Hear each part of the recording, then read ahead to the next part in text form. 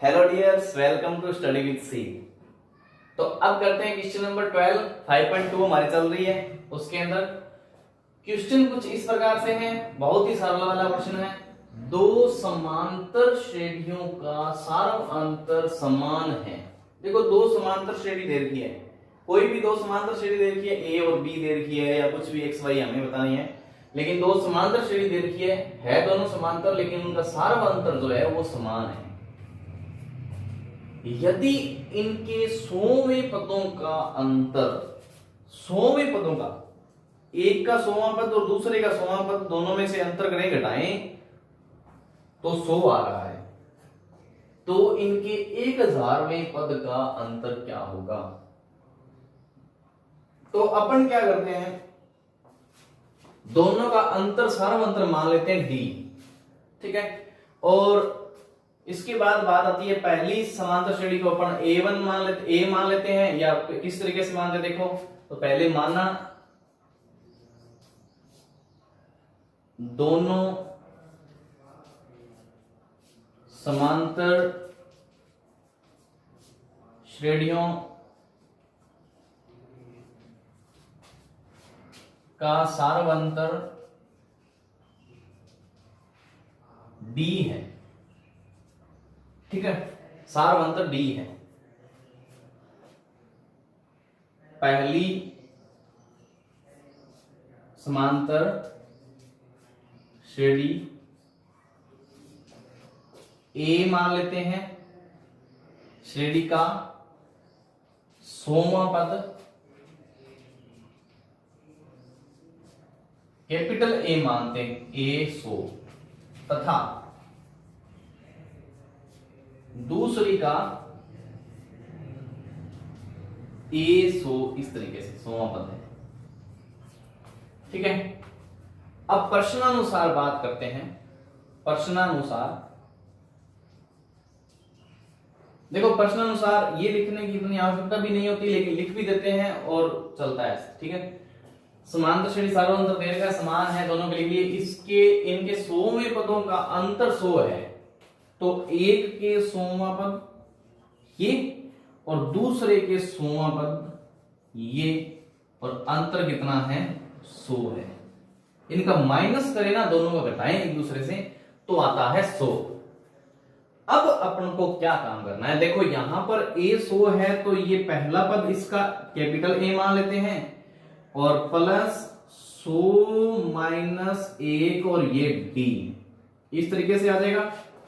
ये 100वां पद निकालने का सूत्र है, और इसका क्या बनेगा, माइनस, फिर ब्रैकेट में छोटा a से है तो छोटा ए ले लो एक बार, 100 माइनस 1 और d दोनों का एक जैसा है, और इक्वल में हमें आ गया 100 मिल गया। देखो सिंपल है।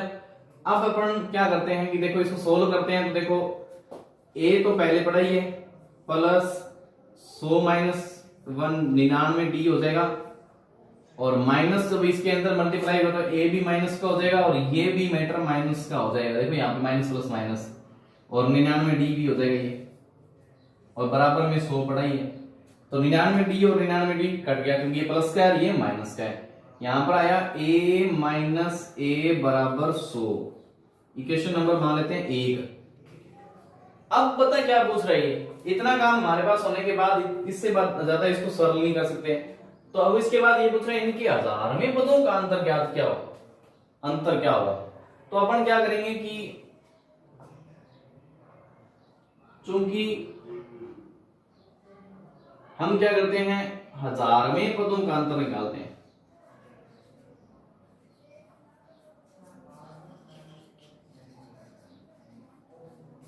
किस तरीके से निकलेगा, a 1000 निकलेगा और माइनस छोटा वाला a 1000 निकलेगा।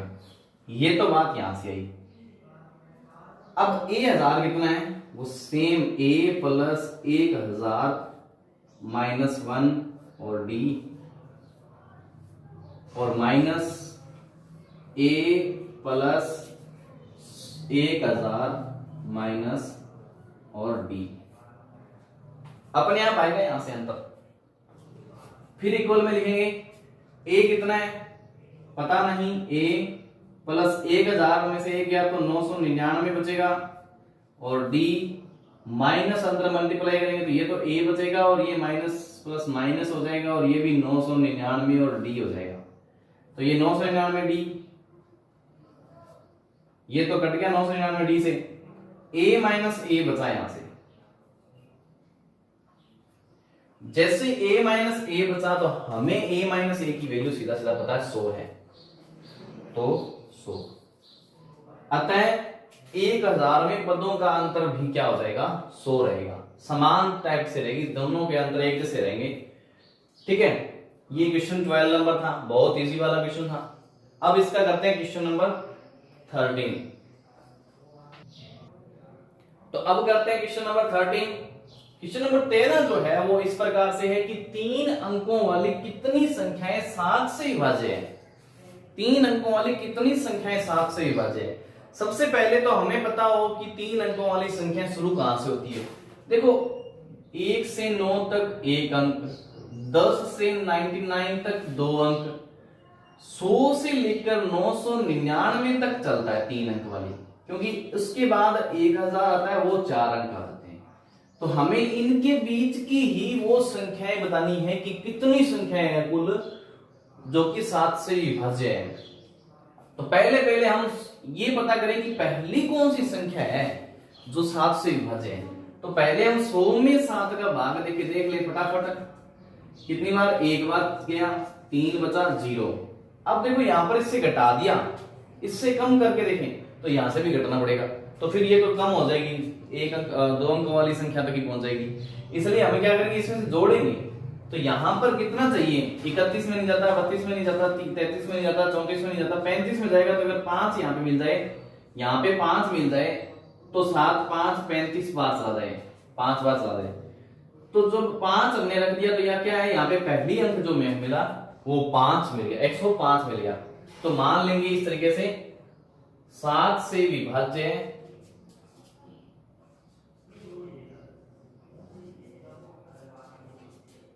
3 अंक वाली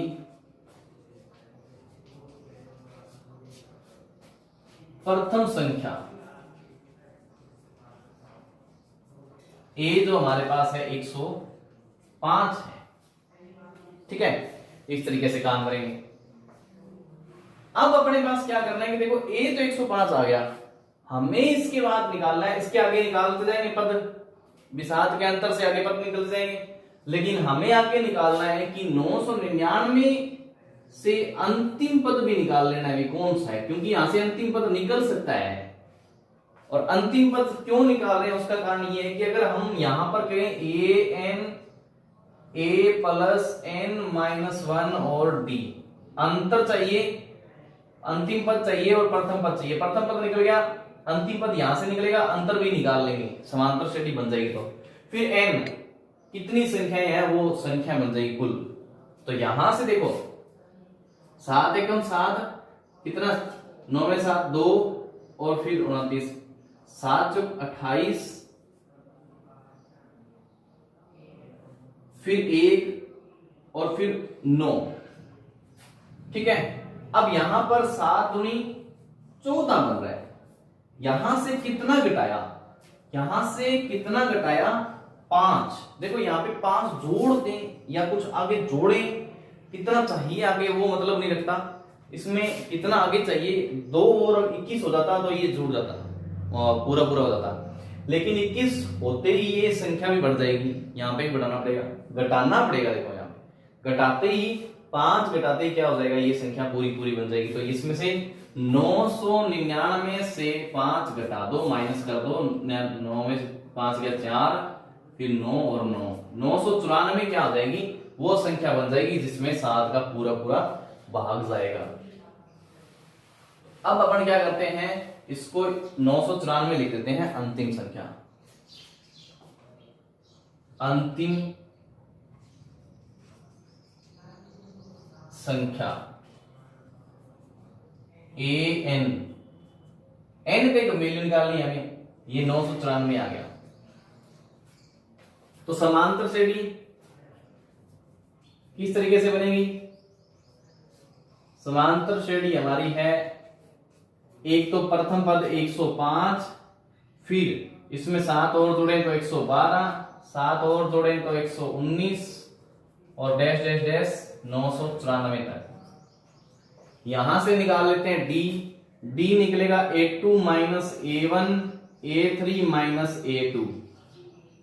A2 कितना है 112 माइनस 105 करेंगे A1 7 आ गया, क्योंकि 7 के अंतर भी चलेगा और हमें निकाल के जरूर बताना पड़ेगा यहाँ पे। और A3 119 112 और ये बन जाएगा फिर 7। तो ये जो D आया हमारा, ये आया हमारे पास 7। n का मान निकालना है कितनी संख्याएं हैं, तो चूंकि an बराबर a प्लस n माइनस 1 और d होता है, तो an की वैल्यू 994 और a कितना है हमारे पास 105, n हमें निकालना है, ये हमारे पास 7 d। बहुत इजी क्वेश्चन है। 105 इधर लेके आएंगे तो माइनस का हो जाएगा, 994 में से 105 घटाएंगे तो देखो 994 में से 105 घटाएंगे तो इस तरीके से 14 में से 5 गया 9 और 8 और यहां से 9 में से 1 गया 8, इस तरीके से 889 बन गया। 889 इधर लिख देता हूं मैं, यही लिख लेते चलो 889। यहां से क्या बचा n माइनस 1 बचा और 7 बचा, 7 इसके बटा में जाएगा। 889 में क्या कर देंगे 7 का भाग देंगे, 889 में क्या करेंगे हम 7 का भाग देंगे, 7 एकम 7 फिर 1 बचा, 7 दूनी 14 फिर 4 बचा, फिर 7 7 49 127 बचा। तो यहां पर देखो 889 में 7 का डिवाइड इस तरीके से जाएगा, n माइनस 1 बड़ा ही है। 889 में 7 का डिवाइड जाने पर 127 आया, बराबर में कितना n माइनस 1, 1 इधर आएगा माइनस वाला तो प्लस का हो जाएगा और n 100 ये 28 आ गया। तो 128 जो आया ये इसकी संख्याएं हैं। अतः 7 से विभाज्य 3 अंकों वाली संख्याएं 128 है, ये इसका आंसर है। इस तरीके से काम करेंगे। चलो अब करते हैं नेक्स्ट क्वेश्चंस।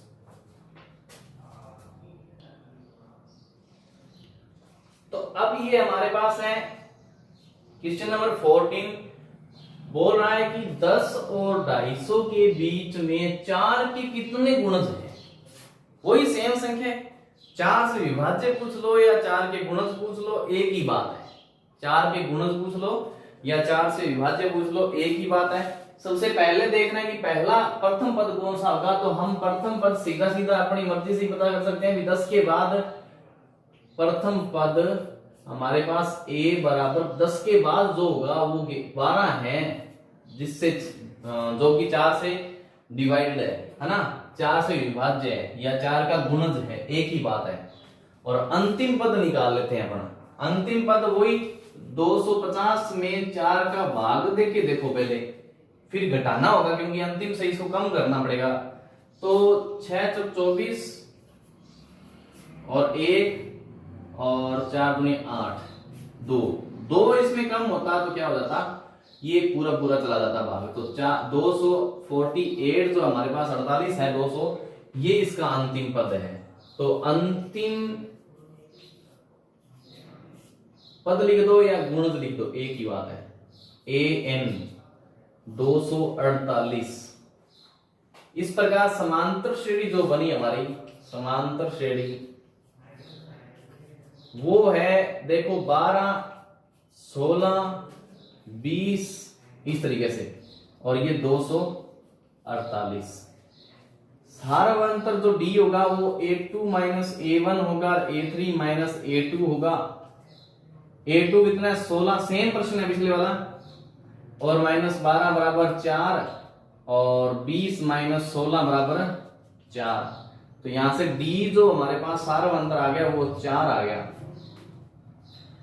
तो अब क्या करते हैं, चूंकि ए एन बराबर a plus n minus one d ये होता है।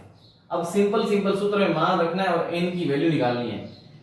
एन कितना है 248, एन कितना है प्रथम पद 12 और प्लस एन की वैल्यू हमें निकालनी है और डी हमारे पास 4 है। अब 12 इधर माइनस होगा तो 48 में से जैसे माइनस करेंगे देखो 236 रह जाएगा सीधा सीधा, और n माइनस 1 और 4 इसके डिवाइड में जाएगा तो देखो 236 बटा 4 जाएगा और n माइनस 1। सबसे पहले 4 5 20, 5 बार जाएगा, 5 चौक 20 होता है ना, 4 5 बार जाएगा, फिर बचा 3 यहाँ से 6 9 चौक 36 होता है, 9 बार जाएगा, ये 49 बार चला गया, 59 बार चला गया। ब्रैकेट यहां से हटा देते हैं। अभी ये एक इधर लेके आते हैं तो 59 प्लस 1 हो जाएगा और बराबर n, तो n के बराबर आ जाएगा 60। तो ये इसकी संख्या है 60 गुणज है इसके अंदर। ये इतना सा इजी सा क्वेश्चन था। अब करते हैं क्वेश्चन नंबर 15। तो अब ये जो है हमारा 15वां क्वेश्चन थोड़ा सा अलग सा क्वेश्चन है, बहुत इजी है वैसे।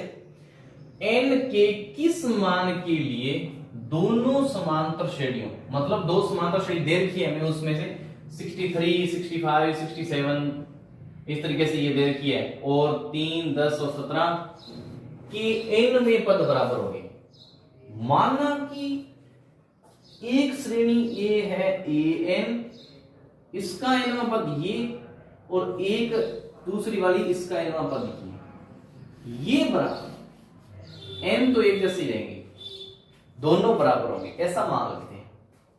ठीक है, तो इनको बराबर करने के लिए कौन से वाला पद, कितने नंबर वाला पद है ना, n का पद किस मान के लिए, n के किस मान के लिए, तो n का मान क्या करना पड़ेगा। किसी भी समांतर श्रेणी में, इस दोनों में समांतर श्रेणियों में प्रथम पद हमें पता है a प्रथम पद हो गया, a इसका अंतिम पद, सॉरी d इसका डिफरेंस हम निकाल लेंगे, और बाकी चीजें n का मान हमें निकालना पड़ेगा, और an हम an की जगह a प्लस n माइनस 1 वाला फॉर्मूला रख के a की वैल्यू रख देंगे, d रख देंगे, n की वैल्यू निकाल देंगे। सिर्फ काम इतना ही है। अब देखते जाते हैं किस तरीके से काम करते हैं। तो प्रथम पहली समांतर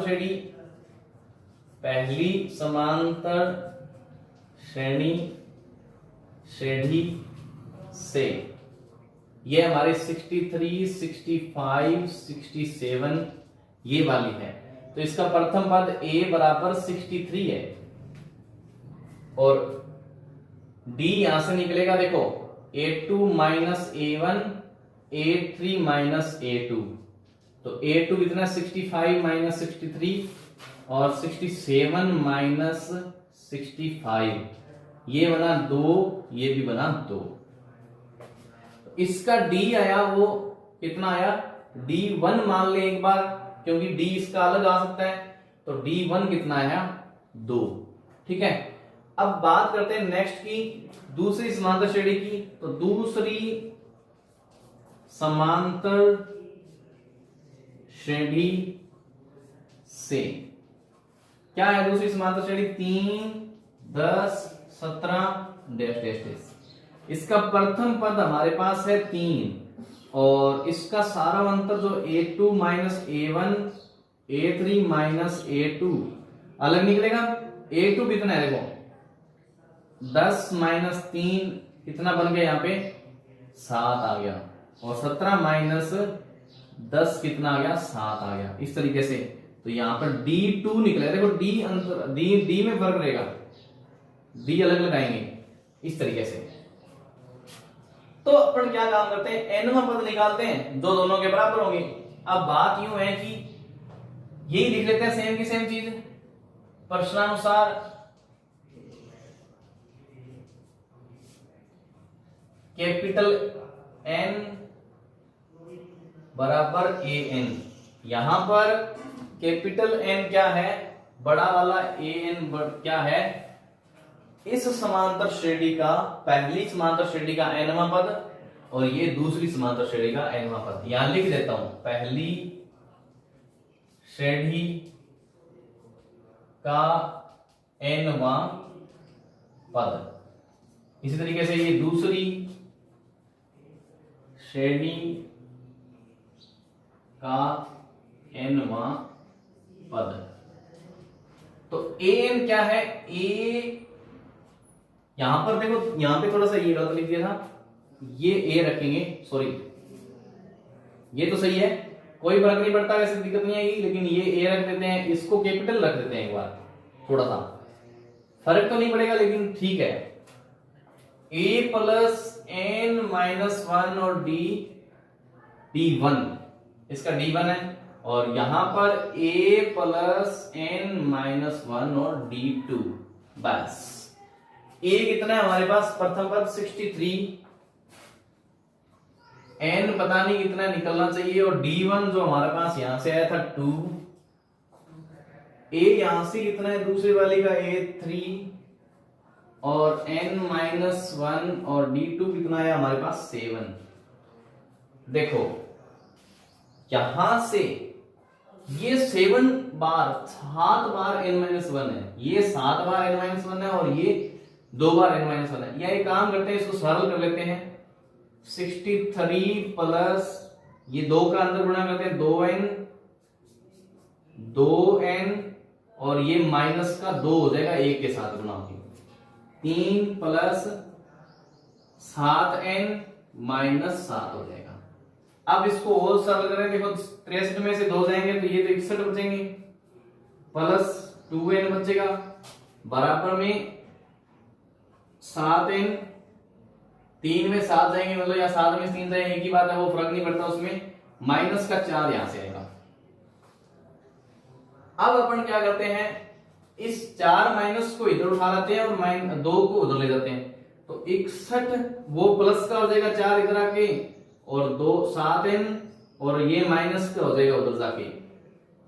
61 में से जैसे ही 4 घटाएंगे, 61 में से जैसे ही 4 घटाएंगे तो क्या आ जाएगा हमारे पास,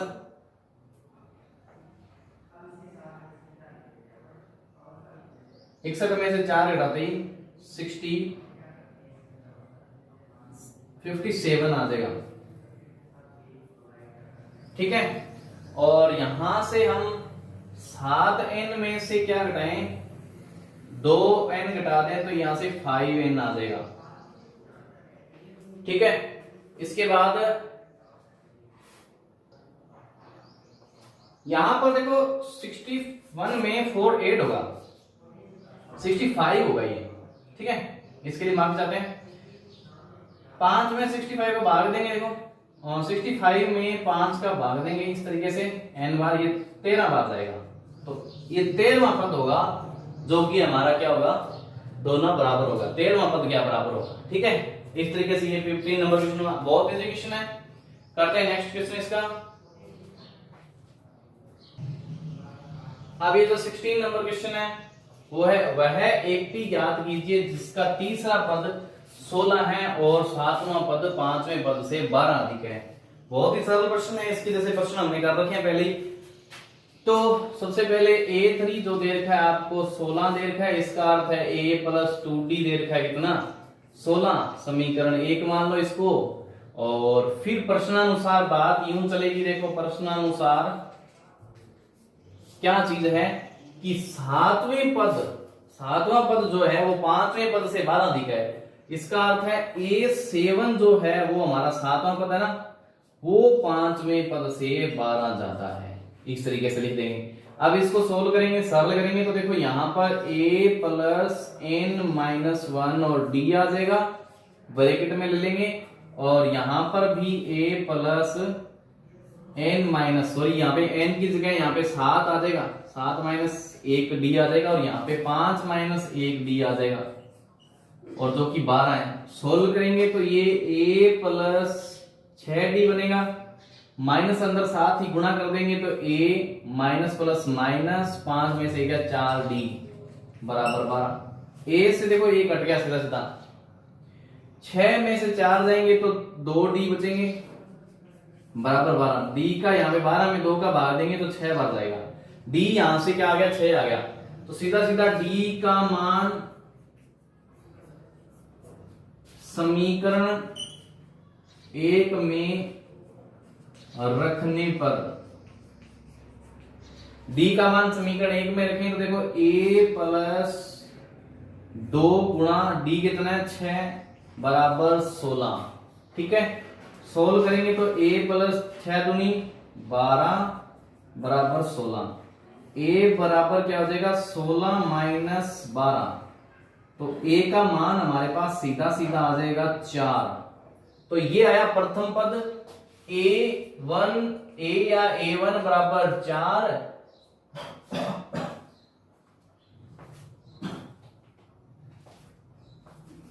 a2 बराबर a प्लस डी होता है 4 प्लस डी कितना है हमारे पास 6 है 10 हो जाएगा। a3 बराबर क्या हो जाएगा a प्लस 2d होता है 4 प्लस 6 दूनी 12 हो जाएगा, 12 और 4 16 हो जाएगा। a3 वैसे भी देख रहा है हमें, तो इस तरीका से समांतर श्रेणी हमारी बन गई 4 10 16 डैश डैश डैश, ये इसका आंसर बनेगा। चलो करते हैं नेक्स्ट क्वेश्चन कल। आज की क्लास के लिए धन्यवाद।